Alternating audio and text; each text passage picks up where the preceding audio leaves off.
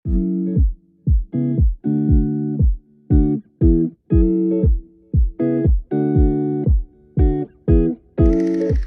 Guys, welcome back. तो एक नई क्लास में आपका स्वागत है। और हम लोगों ने काइनेमेटिक्स की शुरुआत लास्ट टर्म पे कर दी थी और आज हम लोग उसी में आगे प्रोसीड करने वाले हैं, जो कि हम लोगों ने वेलोसिटी और स्पीड, डिस्टेंस, डिस्प्लेसमेंट, ये सारी चीज़ें बात करी थी। दूसरी चीज़ हम लोगों ने ये देखी थी कि इंस्टेंटेनियस स्पीड की तरफ या इंस्टेंटेनियस वेलोसिटी की तरफ अपन किस तरह से अप्रोच करते हैं by the help of average velocity and average speed. तो ये सारी चीज़ें हम किस तरह से काम करते हैं वो हम लोगों ने लास्ट टाइम पे देखा था। आज हम लोग उसी में आगे बढ़ते हुए पहले एक दो सवाल कर लेते हैं जो वेलोसिटी और स्पीड से रिलेटेड हैं। उसके बाद हम लोग आएंगे एक्सेलरेशन पे। तो लास्ट टर्म पे हम लोगों ने ये देख लिया था कि जो हमारे पास स्पीड थी, दो तरह की आई थी हमारे पास। एक आई थी जो एवरेज स्पीड थी।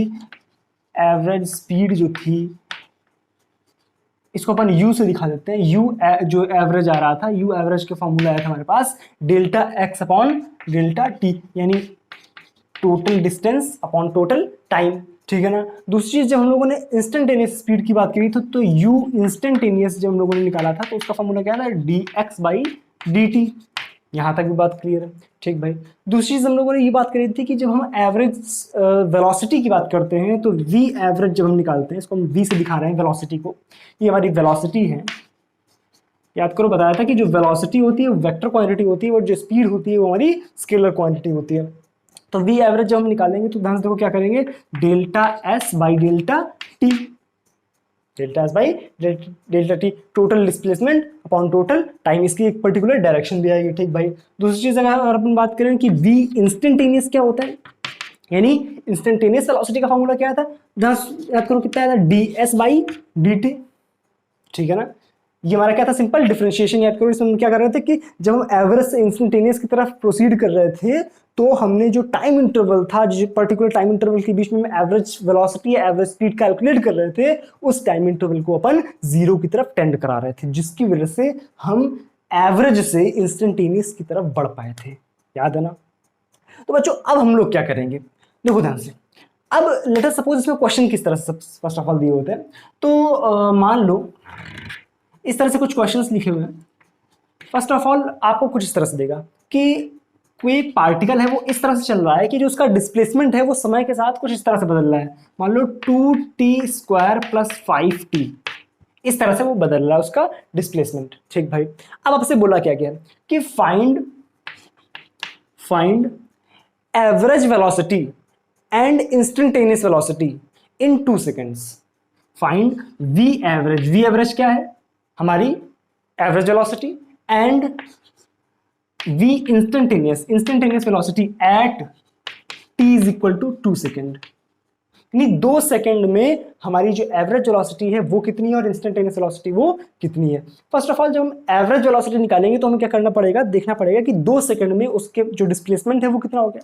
याद करो एवरेज किस तरह से निकालते हैं, total displacement upon total time. तो टोटल डिस्प्लेसमेंट निकालने के लिए डिस्प्लेसमेंट में टी की वैल्यू कितना रख दे, 2। तो ध्यान देखो, जो 2 सेकंड में दूरी तय किया है वो 0 से 2 के बीच में तय किया है, यानी 0 सेकंड पर पार्टिकल कहां था, ध्यान देखो, at t is equal to 0। तो at t is equal to 0 पे पार्टिकल की पोजीशन क्या है, ध्यान देखो, टी इसमें 0 रखेंगे, इसमें 0 रखेंगे तो एस की वैल्यू 0 आएगी। देखो स्टैंडर्ड प्रोसीजर हमेशा ये ध्यान रखना है कि जो भी टाइम इंटरवल दिया गया है उस टाइम इंटरवल में दोनों वैल्यूज पुट करना। पहले हमने टी की वैल्यू 0 पुट करी तब एस की वैल्यू आई, दूसरी टी की वैल्यू 2 सेकंड पुट करेंगे तब देखो कितनी वैल्यू आएगा, 2 2 जा 4, 4 2 जा 8, तो एस की वैल्यू कितनी आ रही, 8 प्लस 5 2 जा 10, यानी आ गया हमारे पास 18 मीटर, जो भी आपको दिया गया मीटर सेंटीमीटर में, तो ये आ गया। अब ध्यान से देखो, 0 से चलना शुरू किया था और 2 सेकंड में 18 तक वो पहुंच गया है, तो वी एवरेज किस तरह से निकालेंगे, ध्यान से देखो। वी एवरेज जब निकालेंगे तो एवरेज करने के लिए क्या, टोटल डिस्टेंस, यानी 0 से 18 पहुंचा है, तो डिस्टेंस कितनी कवर करी, 18, मान लो मीटर में दिया गया था। ठीक है ना, ये सारी चीजें मीटर में दी गई थी, तो 18 मीटर आ गया।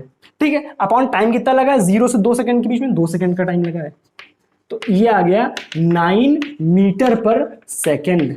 9 मीटर पर सेकंड। ध्यान सुन मेरी बात कि मैंने यहाँ पे t इज इक्वल टू 0 पे वैल्यू क्यों निकलवाई, ध्यान देखना।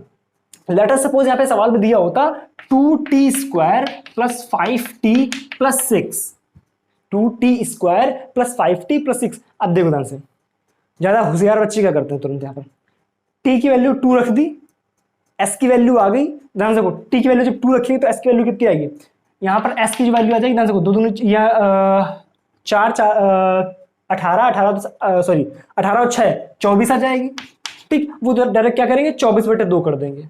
बट ध्यान से देखो क्या वो 0 से 24 तक चला है, नहीं, t इज इक्वल टू 0 पर ये वैल्यू 0 हो रही, ये 0 हो रही, बट ये 0 नहीं हो रही, यानी t इज इक्वल टू 0 पर भी वो 6 मीटर पर खड़ा था। अगर वो 6 मीटर पर खड़ा था तो उसे 6 से चलना शुरू किया और 6 से चलते चलते चलते चलते चलते कहां तक पहुंच गया 24 तक, यानी वो चला कितना है 18, यानी अब भी जो एवरेज स्पीड आएगी वो कितनी आएगी 18, ना कि 24/2 यानी 12। कुछ बच्चे यहाँ पर 12 भी निकाल सकते हैं, क्यों, क्योंकि वो क्या करेंगे टाइम इंटरवल वहां पे t is equal to 0 put ही नहीं करते, डायरेक्ट क्या करते हैं 2 रख देते हैं, 2 पर वो आंसर निकल आता है उनका।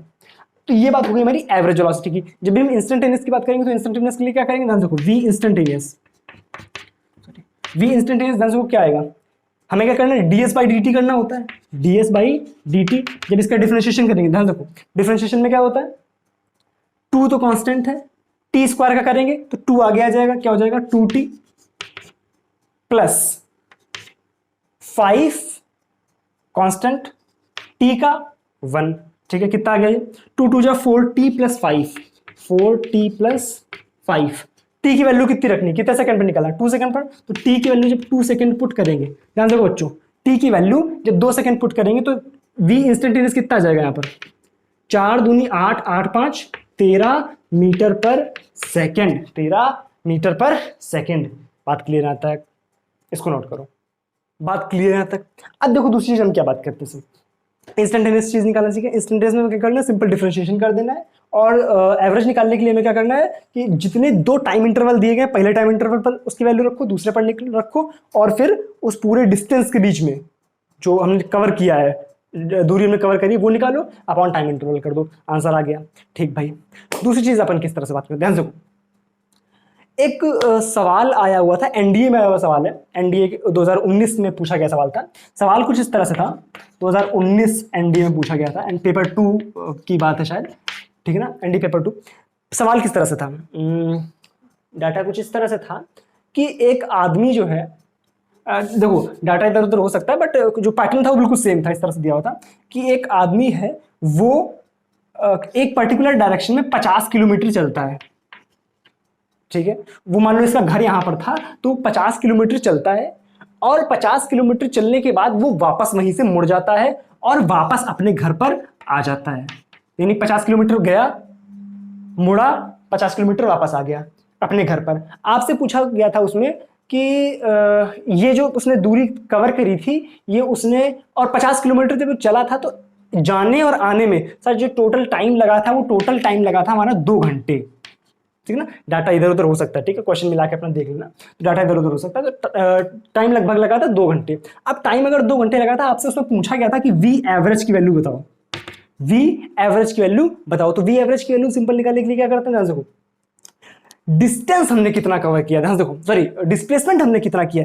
अगर 50 गए हैं और 50 ही वापस आ गए हैं तो हमने टोटल डिस्प्लेसमेंट कितना कवर किया हुआ है, तो टोटल जो डिस्प्लेसमेंट हमने कवर किया हुआ है दैट डिस्प्लेसमेंट इज 50 जाना 50 आना। इसका मतलब क्या हो गया, डिस्प्लेसमेंट तुम्हारा 0 हुआ। सोचो मैं एक इधर कदम आया वापस यहां आ गया, तो टोटल डिस्प्लेसमेंट एक 50 किलोमीटर इधर चल गया, 50 किलोमीटर वापस आ गया, तो डिस्प्लेसमेंट टोटल कितना हुआ 0।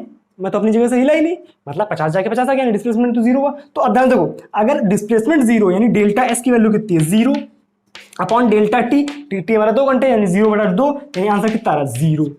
तो ऑप्शन कुछ इस तरह से थे, पहला ऑप्शन था आपका 0 किलोमीटर प्रति घंटा, दूसरा ऑप्शन था 50 किलोमीटर प्रति घंटा, तीसरा ऑप्शन था 100 किलोमीटर, इस तरह से ऑप्शन दिए हुए थे। एक ऑप्शन ये भी था कि आपका देखो 50 किलोमीटर प्रति घंटा था, आप कुछ बच्चे क्या करेंगे 50 गया 50 आया, यानी टोटल कितना चला 100, और टाइम कितना लगा 2 घंटे, तो आंसर कितना आ गया उनके हिसाब से आ गया 50 किलोमीटर प्रति घंटा। पर ध्यान से देखो यहाँ पे डिस्प्लेसमेंट की बात की गई है, तो नेट डिस्प्लेसमेंट कितना हुआ 0, कि वो तो अपनी जगह से हिला ही नहीं ना, जब वो अपनी जगह से हिला नहीं तो टोटल डिस्प्लेसमेंट कितना हो गया 0। अगर टोटल डिस्प्लेसमेंट 0 होगा तो वेलोसिटी कितनी हो गई 0। बात क्लियर। अगर सिर्फ एक चक्कर पूछा होता कि यहां से वहां तक जाने में वेलोसिटी कितनी है, तो आप यहां पर 0 नहीं करते कि यहां से यहां तक की दूरी 50 बटा मान लो 1 घंटा लग रहा जाने में, तब 50 किलोमीटर प्रति घंटा सही था।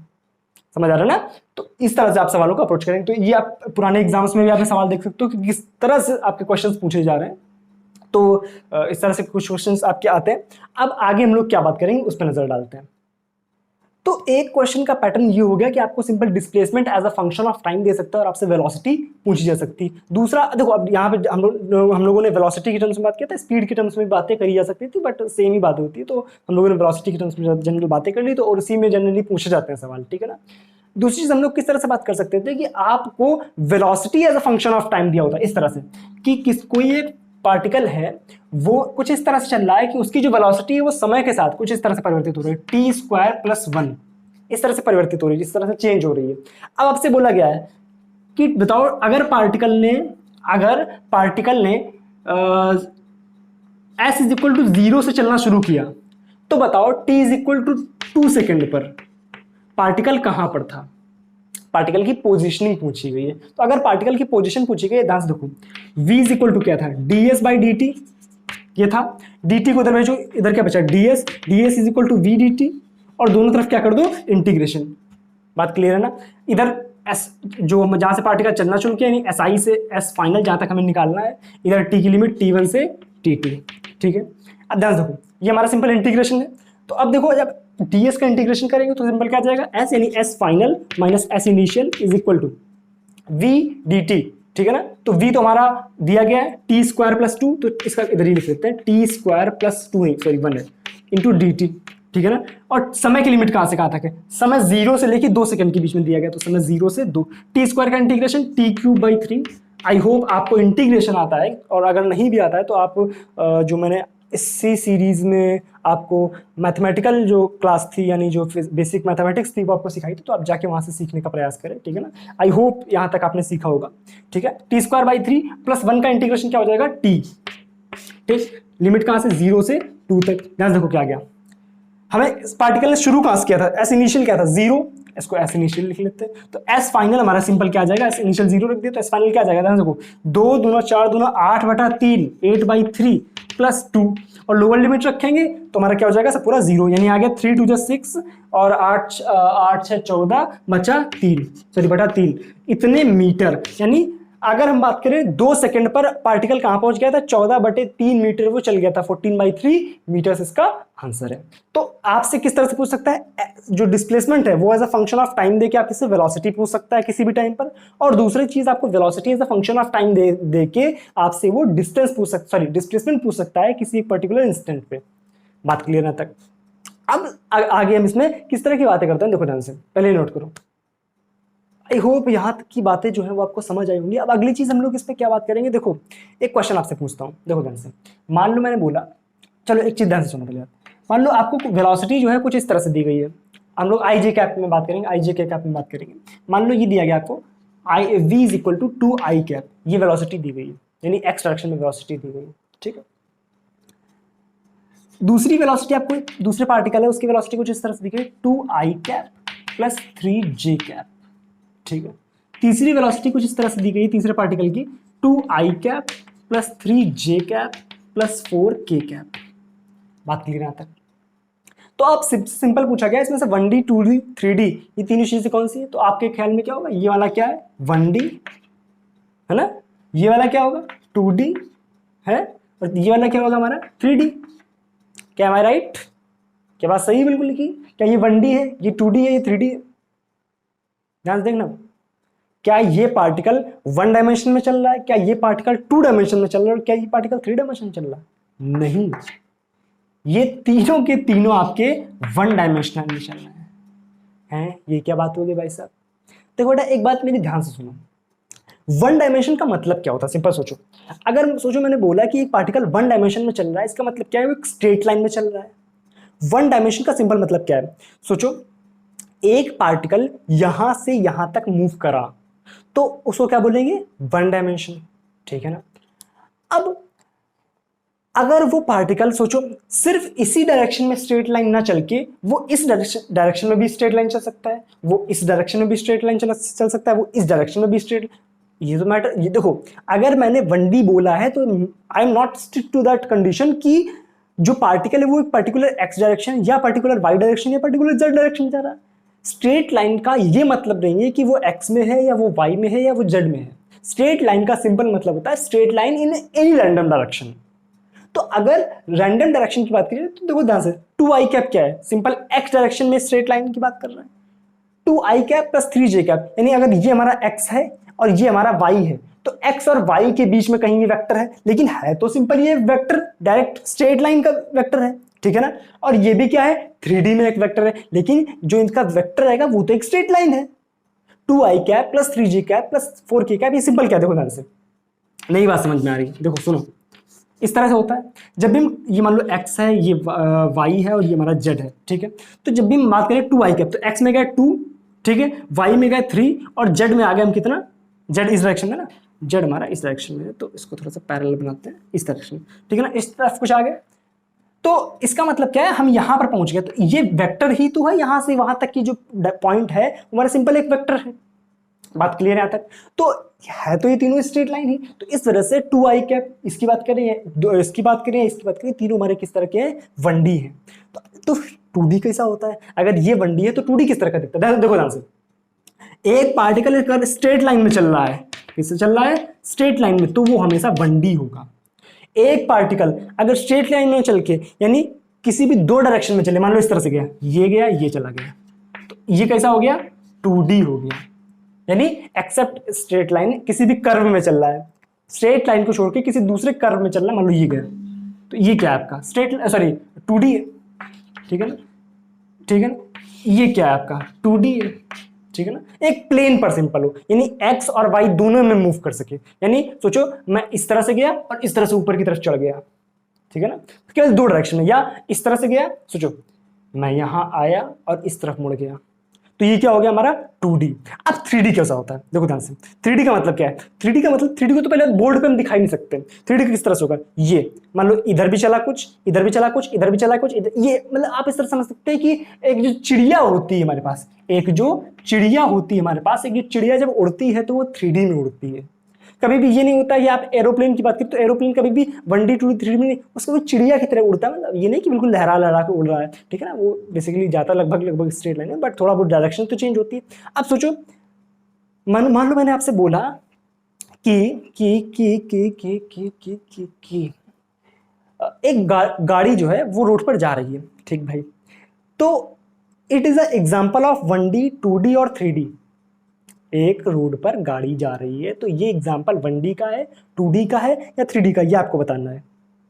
सोचो ध्यान से, क्या ख्याल है, 1D 2D 3D, आपको ध्यान आ रहा होगा कि नहीं 1D तो नहीं होगा क्योंकि मोड़ भी होंगे, तो 2D हो सकता है। पर ध्यान से देखो, क्या जो जो हमारी तल होता है, जो हमारी रोड्स होती है बिल्कुल सपाट होती है, नहीं होती है। कभी आपका ऊंचा पोर्शन आ सकता है, कोई ढालू पोर्शन आ सकता है, तो ऊंचा खाली भी हो सकता है, मोड़ भी हो सकता है, यानी ऊपर नीचे भी मूव कर रहा है, दाएं बाएं भी मूव कर रहा है, तो इसका मतलब क्या है, ना वो 1D है ना वो 2D है, वो कितना है हमारा 3D है। तो इस तरह से चीजों को इमेजिन करने की कोशिश करो कि 1D 2D 3D एक्चुअल में किस तरह का होता है। बात क्लियर है।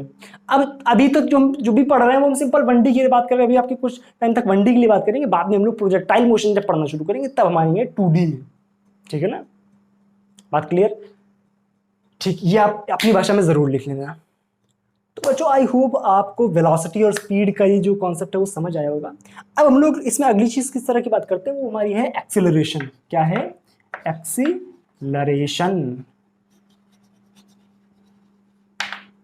एक्सीलरेशन क्या होता है, देखो थोड़ा सा फील करते हैं। आपने जब भी बाइक चलाई होगी या कभी भी गाड़ी चलाई है, कार चलाई है, तो आपने देखा होगा कि एक एक्सीलरेटर होता है। एक्सीलरेटर का काम क्या होता है, सपोज दैट मैंने घर से गाड़ी स्टार्ट करी, ये मैंने स्टार्ट किया सेल्फ स्टार्ट से, चलो केक से करते हैं, गाड़ी स्टार्ट हो गई। अब सोचो मैंने क्या किया, गियर ले लिया, चलो गियर ले लिया, अब मैंने गाड़ी को धीरे धीरे क्या किया, एक्सीलरेटर लेना शुरू किया, धीरे धीरे एक्सीलरेटर ले रहा हूँ, ठीक है। एक्सीलरेटर लेने से क्या होता है, गाड़ी की स्पीड बढ़ती जा रही है, ठीक है। मान लो 5 10 15 20 25 30 40 50 तक पहुंच के आराम से अब क्या कर रहे हैं, हमने एक्सीलरेटर को रोक दिया और मैं चला जा रहा हूँ, छुक छुक छुक छुक छुक नहीं, तो रेलगाड़ी चलती है, ठीक है ना, तो मैं चला जा रहा हूँ अपनी बाइक पे, ठीक है। तो ये मेरी बाइक है। अब देखो क्या होगा, सोचो मुझे 50 से 60 करना, तो फिर से मैं क्या करूँगा, एक्सीलरेटर को खींच दूंगा, ये चल रही गाड़ी। अब सोचो सामने आ गई एक अपने क्रॉसिंग के पास में या फाटक के पास में कहीं एक भैंस आ गई, ठीक है ना।